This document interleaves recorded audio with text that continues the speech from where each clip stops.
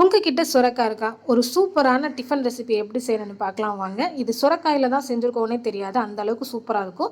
அதுக்கு பிஞ்சு சுரக்காவ எடுத்து இந்த மாதிரி தோல் சீவிட்டு அதோட சதைப்பகுதி எல்லாமே வெட்டி எடுத்துட்டு, கேரட் துருவல் மாதிரி இது துருவி எடுத்துக்கலாம். அது கூட கொஞ்சமாக கேரட்டு, கொஞ்சம் பச்சை மிளகாய் குட்டி குட்டியாக கட் பண்ணது, கொஞ்சம் வெங்காயம், கொத்தமல்லி, கருவேப்பிலை, இஞ்சி பூண்டு பேஸ்ட் இதெல்லாம் இது கூட சேர்த்துட்டு, கொஞ்சமாக ஜீரகம், கொஞ்சம் மிளகுத்தூள், கொஞ்சம் உப்பு இதெல்லாம் சேர்த்து நல்லா மிக்ஸ் பண்ணிக்கலாம்.